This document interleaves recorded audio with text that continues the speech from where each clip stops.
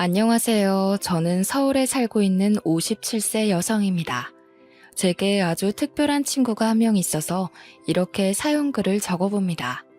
같은 동네에서 태어나서 어릴 때부터 같이 지내던 친구였는데요.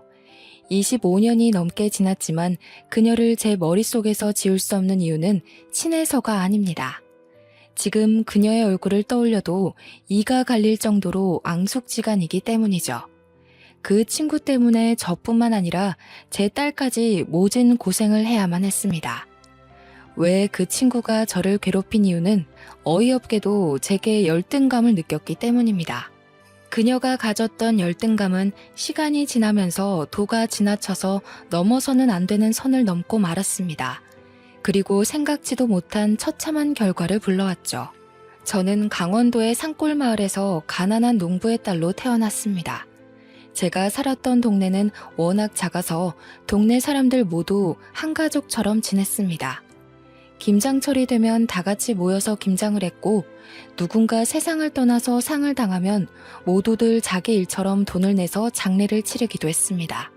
아이들도 마찬가지였어요. 또래가 몇 명 되지 않아서 저희들은 친형제처럼 지냈습니다.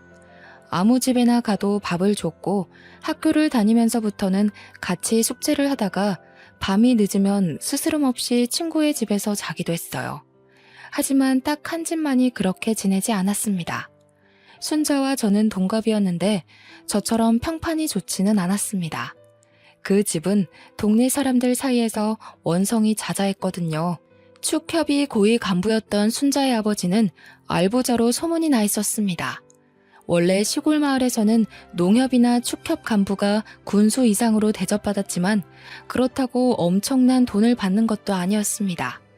하지만 순자 아버지는 아주 넓은 밭과 산을 가지고 있었습니다. 순자 아버지가 돈을 모은 비결은 바로 은밀하게 받은 뒷돈이었습니다. 대출이나 융자가 필요한 사람들에게 알신을 해주고 대출금의 일부분을 챙겨갔거든요. 그리고 윗선에도 상납을 하면서 입막음을 했습니다. 게다가 권력 있는 사람한테는 비굴하게 손바닥을 비볐고 자기보다 아래인 약한 자에게는 거들먹거리는 위선적인 인간이었습니다. 순잔의 엄마는 동네 사람들을 대상으로 사채까지 돌리고 있었죠. 저희 동네뿐만 아니라 근처 이웃 동네에도 엄청나게 높은 이자를 받는다는 소문이 파다했을 정도입니다. 평상시에는 모두들 순자네를 손가락질했지만 정작 돈이 급할 때는 별 수 없이 순자 엄마를 찾아갔습니다. 저희 동네에는 신용 문제가 있는 사람이 꽤 있었거든요. 하지만 돈을 제때 갚지 못하면 큰 봉변을 당할 각오를 해야만 했습니다. 제가 큰 소동을 본 날에도 순자네 엄마가 난리를 피우고 있었습니다. 아니, 김씨, 돈을 빌려갈 때는 굽신거리더니 왜 돈을 안 갚는 거야? 화장실 갈 때하고 나올 때 다르다더니 이래도 되는 거야? 순자네도 알겠지만 올해 과수원 사과 농사를 완전 망쳐버렸어. 여유가 되면 갚을 테니까 조금만 기다려줘. 무슨 말 같지도 않은 소리를 하는 거야? 누군 땅 파서 장사하는 줄 알아? 다음 달까지 원금의 이자까지 못 갚으면 과수원 압류해버릴 테니 그렇게 알아. 이웃 마을에서 과수원을 하고 있는 집 아주머니가 암에 걸려서 수술을 받아야 하는데 돈이 모자라서 순자네 엄마한테 사채를 빌렸다고 하더라고요. 그런데 한 번으로 끝날 줄 알았던 수술이 2번을 더 받아야 했고 항암 기간도 계속 연장되어서 돈이 계속 부족했다고 합니다.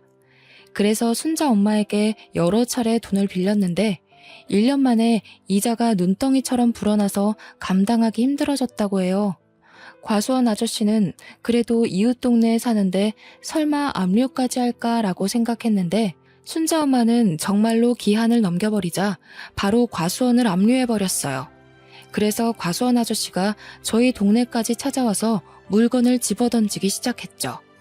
순자네가 어떻게 나한테 이럴 수가 있어. 과수원을 빼앗아가면 나보고 죽으라는 소리야? 죽든 살든 그건 내 할 바가 아니고 나는 법대로 할 테니까 알아서 해. 아저씨가 화를 내다가 제발 살려달라고 빌었지만 순자 엄마는 결국 과수원을 빼앗아 버렸어요. 결국 아저씨는 모든 걸 잃고 거지꼴이 되어서 마을을 떠나야만 했죠. 그 정도로 돈에 관해서는 인정사정 봐주지 않는 악독한 사람이 순자네 엄마였어요. 순자네는 이런 식으로 돈을 갈퀴로 모아서 풍족했지만 동네에서는 놀부집으로 통할 정도로 동네 사람들에게 악평이 자자했어요. 순자는 그런 엄마의 더러운 성격을 그대로 물려받았는지 친구들에게 갑질을 해댔습니다. 어느 날은 고급 학용품으로 친구를 몸종처럼 부리려고 하더라고요. 야, 너희들 이리 와봐. 이 크레파스 보여? 엄청 좋아 보이지? 이거 미국에서 사온 거야. 내일부터 일주일 동안 내 가방 들어주는 사람은 이 크레파스 줄게. 순자는 친구들에게 자기가 가진 고급 학용품으로 친구들을 꼬셨습니다. 저희들은 순자를 피했지만 귀한 과자나 장난감의 유혹은 거부하기 힘들었어요. 몇몇 친구들은 순자가 주는 물건을 가지려고 몸종 노릇을 자청했는데 저는 순자가 아무리 좋은 물건으로 유혹해도 넘어가지 않았어요. 그래서인지 순자가 유독 저만 보면 몸종 제안을 하더라고요. 경미야, 내 가방 들어주면 1,000원 줄게. 오늘 가방은 하나도 안 무거워. 한번 들어봐. 야, 내가 그까지 돈 때문에 네 몸종 노릇까지 할 것 같니? 10,000원을 줘도 안 해. 집이 부자라고 사람 우습게 보지 마. 저는 코웃음을 치면서 순자의 요구를 거절해버렸더니 순자의 얼굴이 벌겋게 달아올랐어요. 그 길로 다른 친구들도 저를 따라 순자를 무시하기 시작했습니다. 안 그래도 인기 없는 순자가 왕따를 당한 데에는 이유가 다 있었습니다. 순자가 잘난 척하고 친구들을 무시하는 데다가 정말 못생겼거든요. 눈이 작고 못생겨서 단추구멍이라는 별명을 가지고 있었습니다. 거기에 더해서 들창코에 주걱턱까지 가지고 있어서 여자인 제가 봐도 정말이지 못생긴 애였어요. 하지만 저는 어릴 때부터 예쁘다는 소리를 수없이 들으면서 자랐습니다. 초등학교 고학년이 되자 이목구비가 더 또렷해졌고 미스코리아감이란 말까지 듣게 되었죠. 저희 엄마도 저만 보면 순자 이야기를 꺼내며 한숨을 내쉬었습니다. 아휴, 네가 순자네처럼 돈 있는 부모만 만났어도 미스코리아는 그냥 되는 건데 돈이 웬수지. TV에 나온 아역 배우보다 우리 딸이 더 예쁘더라. 저희 엄마만 제 외모 칭찬을 하는 것이 아니었습니다. 주위에서 예쁜 딸을 둬서 좋겠다는 말을 들을 때마다 엄마가 엄청 좋아하셨거든요. 한편으로는 제 미모를 그냥 썩혀야 하는 걸 안타까워하셨어요. 남학생들 사이에서 제 인기는 하늘을 찔렀고 반면에 순자는 남학생들 사이에서는 비웃음거리가 되어가고 있었습니다. 야, 단추구멍 지나간다. 단추구멍이 오늘도 1,000원 줄 테니까 뭐 사오라고 했다며? 사람이 어떻게 저 모양으로 생길 수가 있냐? 인성이라도 좋던가. 이거 못생긴 정도가 아니라 괴물이야, 괴물. 남자애들은 순자가 드는 앞에서 대놓고 헐뜯기 시작했어요. 순자는 그때마다 남자들에게 인기가 많아지고 있는 제게 심한 외모 컴플렉스를 느끼고 있었더라고요. 순자의 외모 컴플렉스는 중학생이 된 다음에 더 심해졌어요. 학교 축제날이 다가오자 사회자로 제가 뽑히니까 순자가 또 저를 불러세웠죠. 방과 후에 저를 분식집으로 데리고 가서는 맛있는 음식을 사주면서 이렇게 말하였습니다. 경미야, 오늘은 내가 쏠게. 먹고 싶은 거 마음대로 먹어. 뒤가 웬일이야? 나한테 부탁할 거리라도 있어? 사실 이번에 축제 사회자 말이야. 나한테 넘겨주면 안 될까? 순자는 전교생 앞에서 축제 행사를 진행하는 사회를 보고 싶다고 하더라고요. 그래서 사회자로 뽑힌 제게 선생님께 가서 순자를 추천해달라고 말하는 것이었습니다. 뭐? 내가 왜 널 추천해야 하는데? 내가 안 하겠다고 하면 그 자리가 너한테 간다는 보장이라도 있어? 추천한다고 해도 선생님이 안 된다고 할 수도 있어. 응, 있어. 아버지가 이미 교장 선생님께 말해놨다고 했거든. 역시 순자는 믿는 구석이 있어서 저한테 말해달라는 것이었습니다. 그래야 편법을 쓴 티도 안 나고 애들한테 인기를 얻을 테니까요. 저는 그 꼴이 보기 싫어서 단호하게 거절하였습니다. 내가 왜 그래야 하는데? 미안하지만 순자야, 그건 안 되겠어. 나도 축제사회 꼭 해보고 싶었거든. 미안해. 먼저 일어나 볼게. 제가 먼저 자리에서 일어나니까 순자가 저를 노려보며 소리를 지르더라고요. 자기 멋대로 안 되니까 또 성질을 부리며 쌍욕을 내뱉고 있었습니다. 야, 넌 얼굴도 예쁘고 인기도 많잖아. 사회자 정도는 나한테 양보해줄 수 있는 거 아니야? 그것도 양보 못해? 이 가증스러운 년아. 이래놓고 애들 앞에서 착한 척 할 거지? 뭐? 가증스러운 년? 너 말 다 했어? 나 애들한테 다 이럴 거야. 너 이런 식으로 하면 애들한테 미움만 받아. 정신 차리고 똑바로 살라고. 제가 지지 않고 똑같이 소리치니까 순자가 욕을 하면서 제 머리채를 잡고 흔들었어요. 저는 갑작스러운 순자의 행동에 놀라 속수무책으로 당하고만 있었죠. 분식집 아주머니가 말려서 겨우 순자의 소나기에서 물러날 수 있었는데요. 순자는 뭐가 억울한지 펑펑 울면서 주저앉아 있더라고요. 제가 말도 안 하고 획 가버린 뒤로 순자와 저는 마주쳐도 서로를 투명인간 취급하게 되었습니다. 그렇게 제가 중학교 3학년이 되자 아버지는 저를 위해서 결단을 내리신 것 같았습니다. 저는 모르고 있었는데 아버지에게 좋은 일자리 제안이 들어온 것 같더라고요. 여보, 서울로 갔다는 내 친구가 말한 사업 말이야. 제법 자리 잡아가고 있는데 내가 도와줬으면 좋겠다고 하네. 아무래도 경미 미래를 생각하면 서울로 가서 사는 게 나을 것 같은데 당신 생각은 어때? 나도 그렇게 생각해요. 태풍 오고 난리라서 요즘 짓는 농사마다 엉망인데 나도 이제 지쳤어요. 당신이 먼저 가서 자리 잡으면 우리가 올라가서 사는 게 좋을 것 같아요. 그래, 우선 부딪혀보는 거지. 여기서 이대로 살다가는 경미도 우리처럼 살게 될 거야. 우리 경미만큼은 좋은 대학에 보내야지.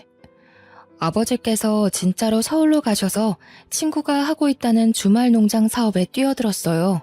사업이 생각보다 잘 되어서 엄마와 저는 가진 재산을 전부 처분해서 서울로 올라가게 되었어요. 처음에는 단칸 월세방에서 시작해서 엄청난 고생을 한 끝에 5년 만에 겨우 전셋집을 마련하고 자리를 잡게 되었죠.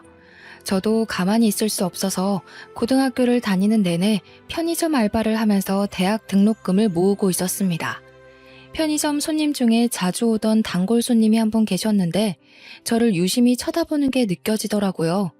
어느 날은 저에게 삐까뻔쩍한 명함을 주시길래 깜짝 놀랐습니다. 내가 전부터 지켜봤는데 키도 크고 늘씬해서 딱 우리 교복 모델하면 좋을 것 같더라고. 혹시 간단하게 사진 몇 장만 찍어볼 생각 없어? 뜻밖의 제안이라 뭐라고 대답을 못하고 있었는데 사장님께서 생각해보고 연락을 하라고 하시더군요. 혹시 사기는 아닐까 하는 생각이 들어서 무시하려고 했지만 그놈의 돈이 문제였습니다. 급식비를 못 낼 것 같은 상황이 찾아오자 사장님의 스튜디오를 찾아가게 되었죠. 그래서 교복 모델로 데뷔를 하게 되었는데 나중에는 방송 광고도 찍게 되었고 돈도 제법 벌게 되었습니다. 사장님도 저를 좋게 보고 저한테 이것저것 많이 제안을 해주셨죠. 경미야, 전문적으로 배우해볼 생각 없어? 내가 아는 방송 PD들이 있는데 원하면 소개시켜줄게. 아니에요. 전 연기하는 데는 소질 없어요. 그리고 배우들은 저보다 훨씬 예쁘잖아요. 아니야. 이번에 데뷔한 배우 보니까 너보다 못생겼더라. 네가 더 예쁘고 끼도 많으니까 단역부터 시작해봐. 사장님은 배우를 해볼 생각이 없냐고 끈질기게 물어봤지만 저는 거절했어요. 잡지나 광고 모델을 하는 것과는 배우는 근본적으로 다른 일인 것 같아서 부담이 됐거든요. 남다른 외모 덕분에 대학 등록금을 어렵지 않게 마련한 저는 부모님의 도움을 받지 않고 원하던 대학에 들어가게 되었습니다. 그런데 대학에 들어간 뒤에 순자를 우연히 만나게 되었는데요. 어머, 경미야, 이게 얼마만이야? 너무 반가워. 오랜만이다. 잘 지냈어? 다시 만나니 반갑네. 사실 순자를 다시 만난 게 그다지 좋지 않아서 얼굴에 티가 났을 거예요. 제가 배우를 거절한 이유도 표정 관리를 못해서였거든요. 그런데 순자는 저만 쫓아다니면서 친한 척을 했습니다.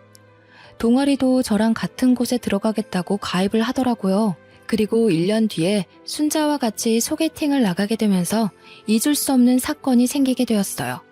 동아리 선배가 주선을 해서 나가게 된 3대3 소개팅이었는데요. 원래 순자는 빼고 하려고 했는데 순자가 제가 나가는 걸 어떻게 알았는지 소개팅 주선자인 선배에게 자기도 끼워달라고 애원한 것 같았습니다.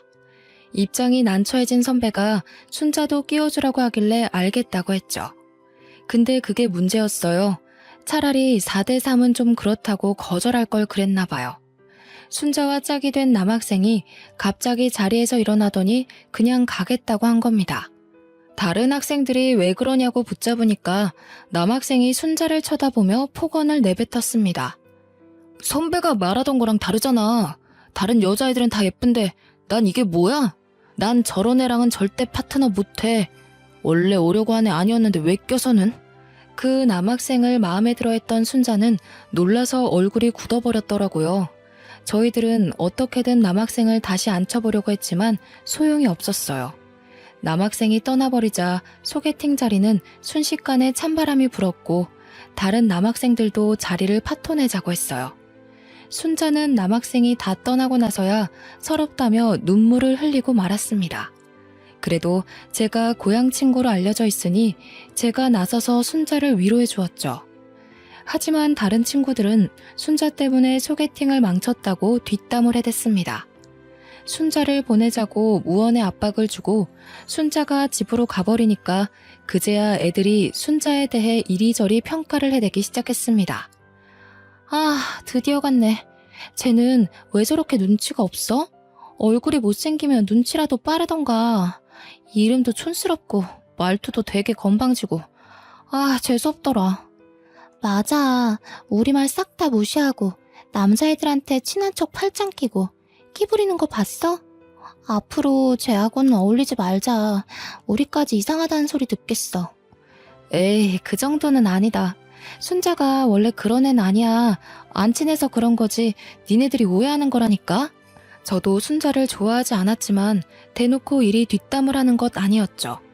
제가 은근슬쩍 순자 편을 들고 순자를 조금은 걱정했습니다. 미운 정도 정이었죠. 타지에 가니 같은 고향 친구가 생각보다 크게 느껴지더라고요. 다음날 만날 순자 안색을 살펴보려고 학교에 갔는데 순자는 학교에 나오지 않았습니다. 다른 친구들에게 순자를 봤냐고 물어봤지만 모두 다 모른다고만 답하였는데요. 몇 달 후 여름방학이 끝난 다음에 순자가 모습을 드러냈습니다. 도저히 같은 사람이라고는 믿을 수 없을 정도로 성형을 하고 왔더군요. 눈은 순정 만화 속 여자 주인공처럼 커졌고 들창코는 오똑하게 변해 있었습니다. 주걱턱은 온데간데 없이 사라지고 갸름하고 둥근 얼굴로 변해 있었죠. 여자애들끼리 돈을 얼마나 쏟아부은 거냐고 수군거릴 정도였으니 순자가 등장하자마자 남자들의 시선을 사로잡은 건 당연한 일이었습니다. 그런데 순자는 제게 가지고 있던 열등감을 풀기 위해서 어이없는 짓을 저질렀습니다. 저는 순자가 사라진 사이에 같은 과 선배랑 연애를 하고 있었거든요. 그런데 순자가 저랑 사귀고 있는 선배에게 접근한 것이었습니다. 저는 선배가 순자를 가까이 하는 게 걱정됐지만 선배는 순자를 그냥 친한 후배라고 말하며 제 걱정을 덜어주었어요. 전 선배를 믿고 순자와 친하게 지내게 두었죠. 그런데 어느 날 친하게 지내는 동기가 와서는 저에게 충격적인 말을 건네주더라고요. 경미야, 너 아직 정우 선배랑 사귀고 있는 거 맞지? 순자 말이야. 교양 수업 들을 때 보니까 매일 정우 선배랑 딱 붙어서 앉아있더라? 아무래도 수상해. 둘이 뭐 있는 거 아니야? 에이, 설마. 너무 그러지 마. 친한 사이라서 그래 보일 거야. 선배가 아무 사이 아니라고 했으니까 그냥 나는 선배 믿어. 제가 괜찮다고 말해도 만나는 동기들마다 순자와 선배가 유난히 친한 것 같다는 말을 남겼습니다. 그래도 순자가 고백받는 모습을 한두 번 봤으니까요. 좋다고 따라다니는 남자들이 줄을 서는 판인데 제가 사귀고 있는 남자친구를 넘볼 이유가 없다고 생각했어요. 그런데 학교 축제 때 충격적인 장면을 목격하고 말았어요. 축제가 시작되자 캠퍼스 안에서 주점이 열렸거든요. 선배랑 친한 과 주점에 가서 술을 마시기로 했는데 선배랑 연락이 안 돼서 걱정을 하고 있었어요. 그런데 동기가 숨을 헐떡대면서 저를 찾아오더니 얼른 땡땡과 주점으로 가보라고 하는 거 있죠? 경미야, 정우 선배 지금 순자랑 같이 주점에 있어. 내가 보니까 엄청 취한 것 같아. 누가? 선배가? 선배가 순자랑 있다고? 지금 이럴 때가 아니야. 분위기 이상하니까 얼른 가보라고. 저는 동기 등살에 못 이겨 선배가 있다는 주점으로 달려갔습니다. 그런데 선배가 술에 취해 순자를 끌어안고 키스를 하고 있더라고요. 그걸 지켜보던 사람들은 환호성을 지르고 있어서 머릿속이 새하얘지고 말았습니다. 여러분 모두 박수와 환호성, 이벤트 당첨입니다. 새로운 커플과 탄생을 축하해주세요.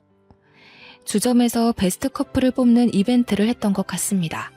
선배가 정신을 못 차리고 순자를 계속 붙들고 있길래 그 모습을 보고 뚜껑이 확 열리면서 이성을 잃고 말았습니다. 야, 김순자, 너 지금 뭐 하고 있는 거야? 지금 당장 나와. 이거나. 왜 이래?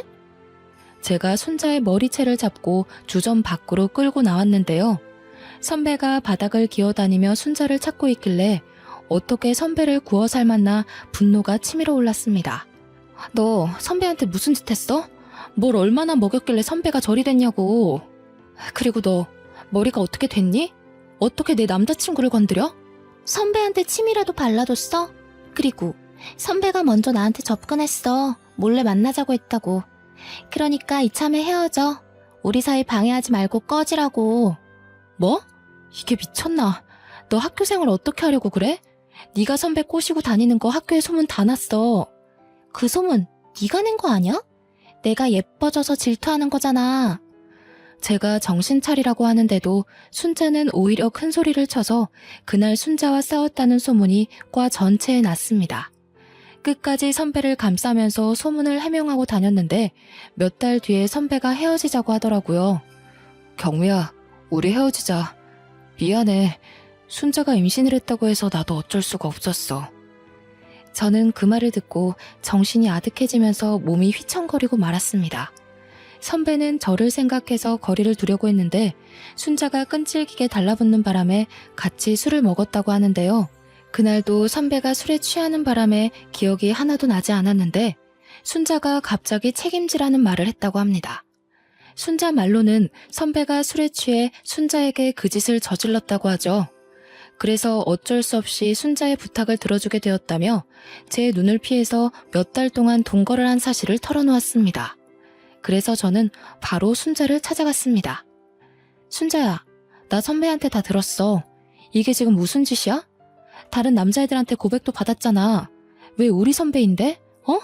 말 좀 해봐. 내가 네 남친 꼬시면 안 되니? 이제 신경 쓰지 마. 우린 곧 결혼할 거거든. 뭐? 이년이 진짜 미쳐도 더럽게 미쳤나. 내가 너 결혼하게 그냥 둘 줄 알아?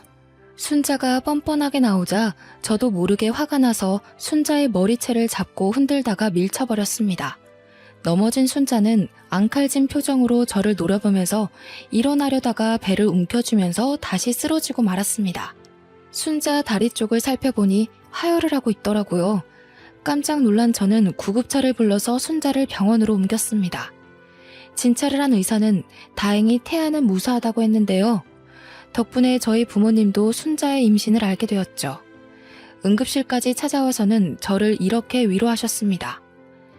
순자가 진짜 뺏었다는 증거도 없고 어쩌겠니? 결혼한 남편도 아니고. 포기해라. 그냥 똥 밟았다고 생각하고 울지 마, 우리 아가. 다른 사람이 바람피는 것 같다고 말하더라도 믿고 기다릴 정도로 사랑하던 사람이었습니다. 그때까지는 눈물만 나오고 분했는데 선배가 진짜로 순자의 병문안을 오고 지극정성 병간호를 하는 모습을 보고 정신적인 충격을 받았습니다. 선배랑 순자가 결혼한다는 소식을 소문으로만 듣고 한 달이 넘게 집 밖으로 나가지도 못하고 폐인처럼 누워만 있었죠. 그래도 만병통치약이라는 시간 덕분에 정신을 차릴 수 있었습니다. 이것으로 순자와 저의 악연은 끝이라고 생각하고 기운내서 열심히 살기로 마음을 먹었는데요. 선배를 만나지 않기 위해 한 학기만 휴학을 하고 다시 복학해 쭉 학교를 다니다가 졸업을 하고 직장을 다니게 되었습니다. 직장 생활을 하면서 은희라는 친한 여직원과 친하게 지내고 있었죠. 은희의 사촌 오빠는 잠실 야구장 근처에서 피자 가게를 하고 있었습니다.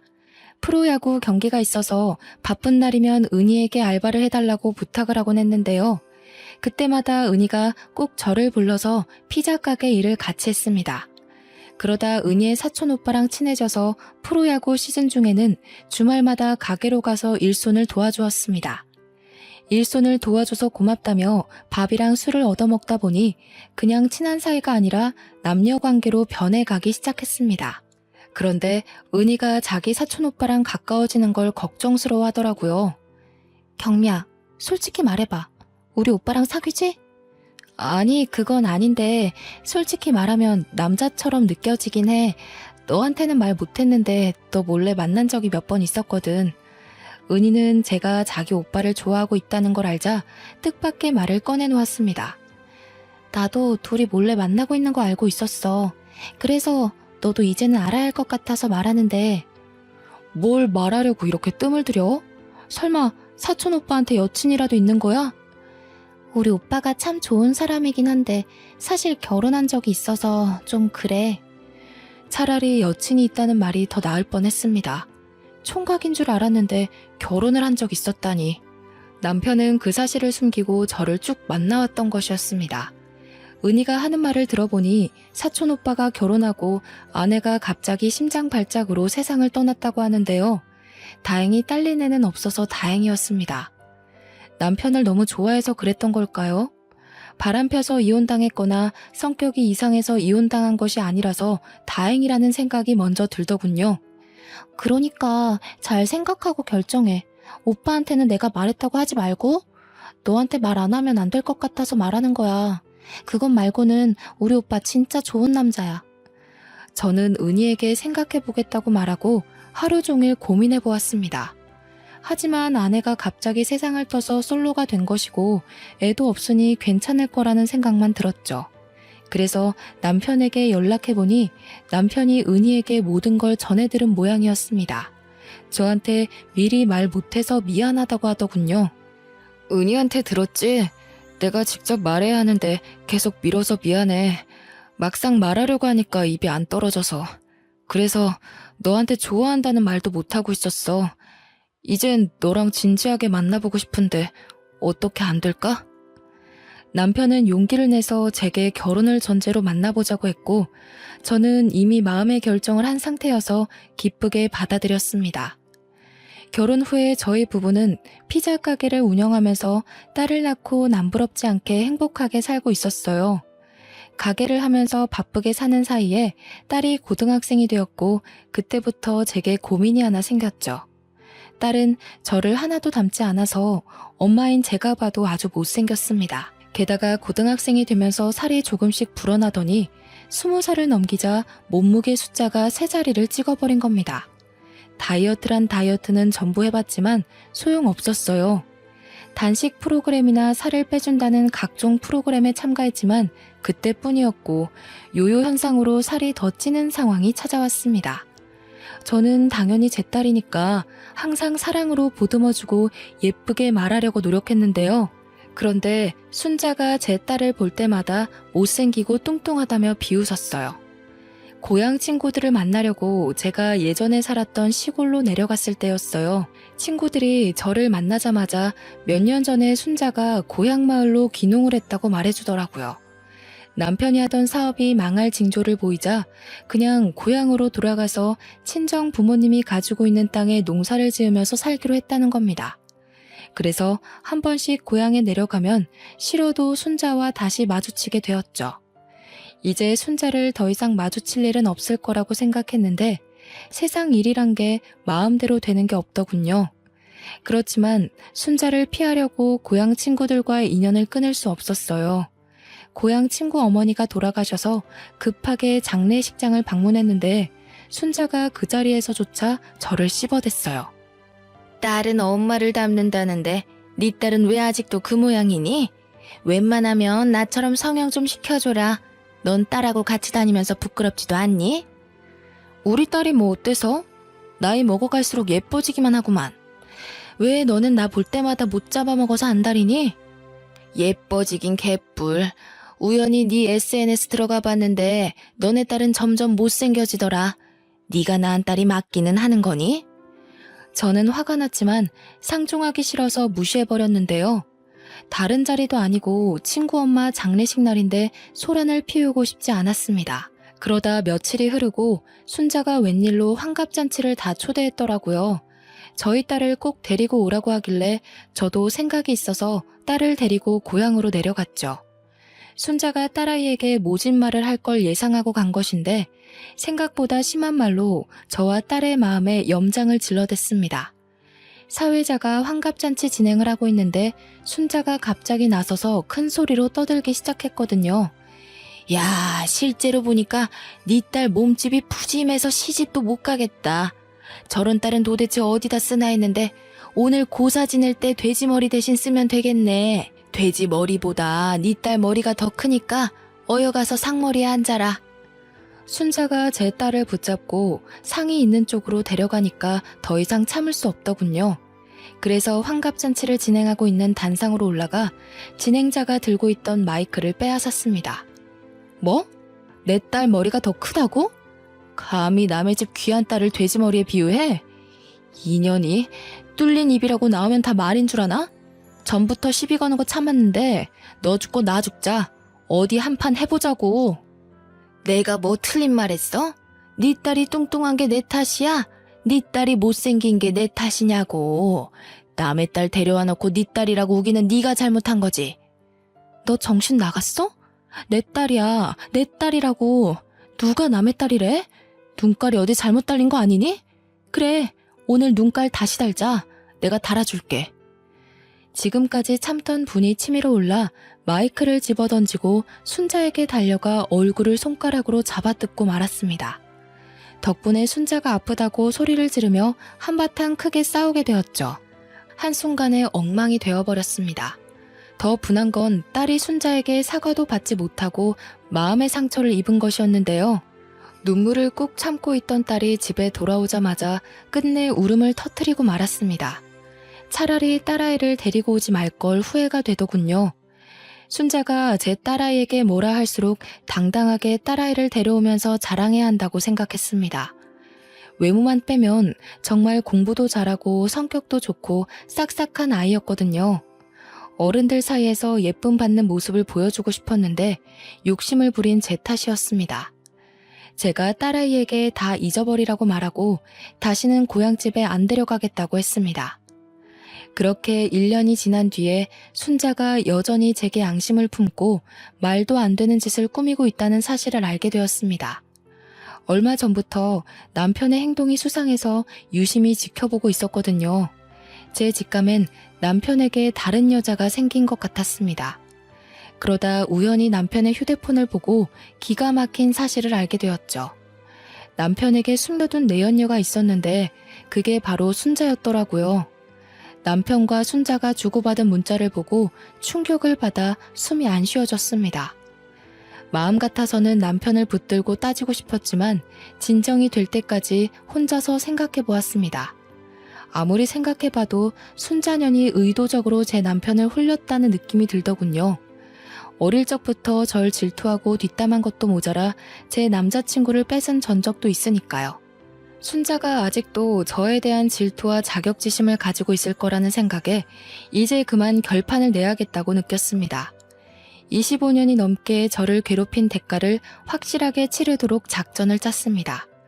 그래서 바로 순자의 남편에게 전화를 했죠. 제가 순자네 남편에게 연락을 하니까 몹시 당황한 눈치더라고요.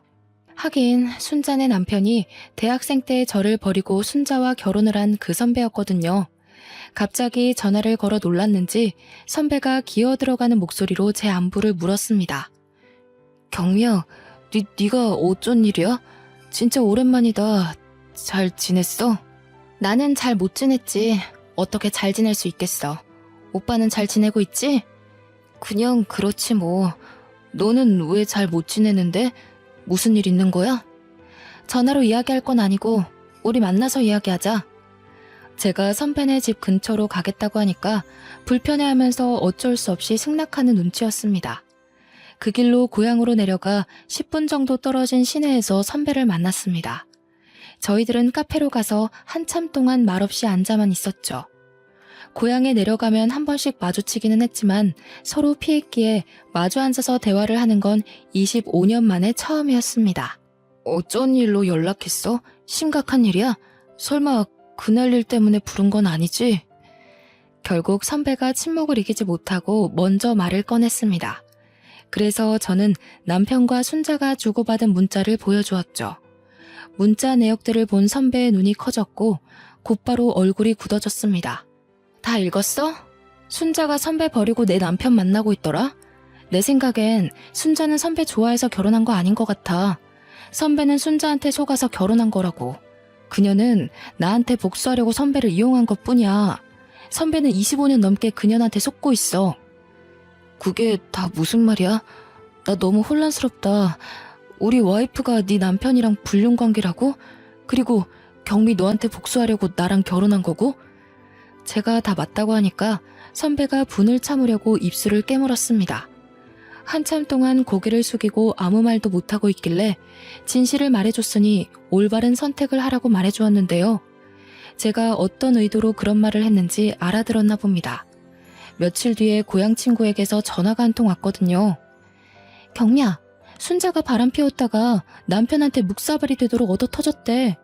내가 집에 가서 순자 얼굴 보니까 진짜로 온몸이 피멍이 되어 있던데?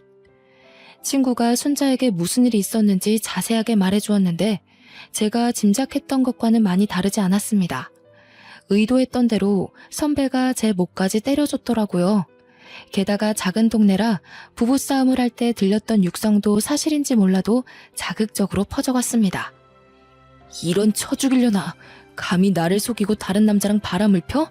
그것도 경미랑. 너 경미가 어떤 애인지 알고 있잖아. 나랑 만났던 애 남편을 만나?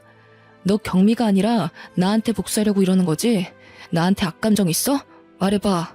도대체 무슨 목적으로 나한테 접근한 거냐고. 왜 아무 말도 못하는데? 어떻게 지금까지 나를 속일 수가 있었냐고, 이 나쁜 년아. 순자는 겁에 질려 아무 말도 못한 것 같다고 하던데요.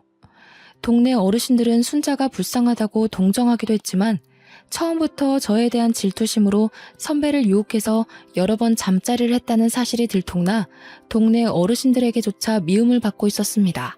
게다가 선배와 잠자리를 할 때 피임을 소홀히 하며 일부러 임신까지 했고 그걸 빌미로 결혼을 요구했다고 하더라고요.